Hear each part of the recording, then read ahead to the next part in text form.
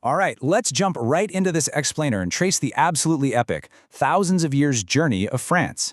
We are going to explore exactly how a territory of ancient cave painters and Celtic tribes totally transformed into the modern European powerhouse we know today. So if you've ever found yourself wondering how all the distinct, really complex pieces of French identity actually fit together, well, you are in the right place. To make sense of this massive timeline without getting lost in the weeds, we're going to view this history through the lens of eras of identity. We'll break it down into 5 key chapters: Gaul, Romans and Franks, followed by medieval might, then the absolute monarchy, the revolution and empire, and finally, world wars and modern France. Which brings us right to Act 1, Gaul, Romans, and Franks. This is really where the foundation is poured, as vastly distinct tribal cultures get unified under these shifting, monumental empires. Just think about the sheer scale of this early era. It's massive. We kick things off around 58 BC when Julius Caesar systematically conquered the Celtic tribes of Gaul. Then, jump ahead to 511 AD, where the Frankish king Clovis I actually unifies the territory and converts to Christianity. Fast forward a bit more to 732, and Charles Martel fiercely secures the realm at the Battle of Tours. And finally, the absolute pinnacle of this era, the year 800, when Charlemagne is crowned emperor, literally carving out an empire that encompassed much of Western and Central Europe. Now, the crucial thing to understand here is that early French identity wasn't just about being conquered by an outside force. It was a deep, fundamental cultural merging. Over centuries, those indigenous Celtic Gauls fully adopted the Latin language, Roman laws, aqueducts, and Christianity, and that synthesis laid the bedrock for a distinct Gallo-Roman society. It is literally the cultural DNA for everything that followed. So if you ever wonder why French culture feels so uniquely layered today, well, it stems directly from this ancient synthesis. Moving right along to Act 2, medieval might and conflict. As Charlemagne's massive empire inevitably fractures and splits, we enter a brutal era defined by constant invasions and intense, bloody dynastic rivalries. And okay, talk about an absolutely wild butterfly effect here. Back in the 9th and 10th centuries, France was constantly being raided by Vikings. Instead of fighting what was essentially a losing battle, King Charles the Simple made a brilliant, if maybe a little desperate move. He effectively bribed the Viking chieftain Rollo with prime coastal land just to make him stop attacking. These Norsemen eventually became the Normans. Fast forward to 1066, and Rollo's descendant, William, actually conquers England. That single event locked English and French ambitions together in an intense rivalry that would literally shape global politics for centuries to come. To really wrap your mind around the absolute devastation of the 14th century, I want you to imagine half of the population just vanishing. Up to 50% of France was entirely wiped out. Right in the middle of these grinding, exhausting defeats against the English in the Hundred Years' War, the Black Death struck in 1348. Between the constant war, widespread famine, roaming bands of looted soldiers, and the plague itself, the kingdom was completely brought to its knees. But from that absolute devastation comes incredible resilience. First, the French suffer these crushing, deeply humiliating defeats at places like Crécy and Poitiers. It looked entirely hopeless. But then, seemingly out of nowhere in 1429, a teenage peasant girl named Joan of Arc emerges, claiming divine guidance. She miraculously lifts the siege of Orleans and somehow rallies the entire broken nation. By 1453, the French actually drove the English out, ending the Hundred Years' War and forging a much stronger, tightly unified nation-state. That triumph leads us right into Act 3, the absolute monarchy. Having somehow survived the sheer brutality of the Middle Ages, France pivots hard into an era of unmatched centralization, where the state and the king become literally one and the same. Let's talk about King Louis XIV, the famous Sun King.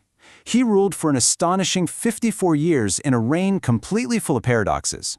On the one hand, you have these dazzling heights of power, the jaw-droppingly opulent Palace of Versailles, a true golden age of the arts, and French literally becoming the language of European diplomacy. Fun fact though, Versailles was incredibly luxurious, but it practically lacked running plumbing, which led to some very unroyal smells behind the scenes. But beneath all that gold, a major crisis was festering. His relentless military campaigns drove the country into massive debt, and forcing highly skilled Protestants to flee basically crippled the nation economically. So this brings us to a huge, glaring question. How on earth did Europe's greatest power go completely bankrupt? By the time Louis XVI took the throne in 1774, he inherited a kingdom that was entirely out of money. The disastrous 7 Years' War had already stripped France of its colonial possessions, and the tax burden falling on the everyday common people was just utterly crushing. But the real issue? They weren't just out of money. The monarchy was totally out of ideas. The answer to that bankruptcy question isn't just about empty bank accounts. It's about a massive philosophical shift, the Enlightenment. Great thinkers and philosophers began to loudly question the very foundations of absolute monarchy. People like Voltaire and Rousseau armed a hungry, frustrated public with wildly revolutionary concepts. Things like individual liberty, reason, and the social contract. The people weren't just starving anymore, they now had the exact ideological vocabulary to realize the entire system was fundamentally unjust. And that brings us to Act 4, Revolution and Empire. Hang on tight because we are entering a seriously dizzying, chaotic few decades that completely upended French and European society forever. The sequence of events here is just rapid fire and honestly brutal. It starts with a surge of hope in 1789 as the Bastille is stormed and feudalism is officially abolished. But a movement initially founded on liberty quickly and violently spirals out of control. By 1793, King Louis XVI is executed by guillotine. The very next year, the Reign of Terror sees thousands executed for suspected opposition to the revolution. Out of all this bloody chaos, a young artillery corporal named Napoleon Bonaparte stages a coup, crowning himself emperor in 1804, and radically redrawing the map of Europe until his ultimate defeat at Waterloo in 1815. The sheer volatility of this era is staggering when you really look at it. Think about it. Louis XVI, the absolute divinely appointed monarch, executed.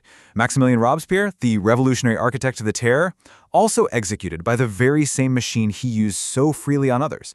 Napoleon Bonaparte, the brilliant military genius and emperor, defeated and exiled to a remote rock in the Atlantic. Absolutely nobody was safe from the dramatic, ruthless pendulum of French politics during this time. Which ushers in our final chapter, Act 5, World Wars in Modern France. Here, we witness the rise of a modern phoenix, a nation constantly reinventing itself before confronting the unthinkable devastation of the 20th century. The 19th century was basically a relentless cycle of political whiplash. First, you have the restoration of the Bourbon kings, then an insurrection leading to the July Monarchy. That's followed by an 1848 revolution, sparking the Second Republic, which is then immediately overthrown from within to create the Second Empire. That empire collapses in 1870, finally giving way to the Third Republic. And amazingly, despite all that prior chaos, this Third Republic actually stuck, bringing about a largely peaceful, culturally vibrant era famously known as the Belle Epoque. But tragically, that hard-won peace was completely shattered in 1914. Over 1 million French soldiers were killed in World War I. It's an almost unimaginable human cost that reflects the horrific, grinding reality of trench warfare at places like the Somme and Verdun. The sheer demographic and psychological trauma from that loss left incredibly deep scars. It heavily polarized the country in the 1930s, ultimately setting the stage for the rapid, truly shocking fall of France to Nazi occupation in the spring of 1940. Yet somehow, out of the ashes of 2 world wars and just immense national trauma, the modern French state was forged. Following liberation in 1944, the nation began a massive economic recovery under the Fourth Republic. It ultimately took the return of General Charles de Gaulle in 1958 to establish the much more robust Fifth Republic. He navigated the incredibly painful decolonization process and heavily asserted an independent foreign policy. All of this laid the crucial groundwork for France to anchor its future in European integration, eventually helping to ratify the Maastricht Treaty in 1992 and establishing the European Union. So, looking back from ancient Celtic tribes and Roman assimilation through devastating plagues, out-of-touch absolute monarchs, and sweeping bloody revolutions, all the way to the trenches of the world wars, what is the true price of forging a national identity? French history is an absolute masterclass in resilience and reinvention. It challenges us to look at the global powerhouse we know today and truly appreciate the immense, turbulent, and frankly incredible historical cost it took to get there. Thanks so much for joining me on this deep dive. Keep learning and keep exploring.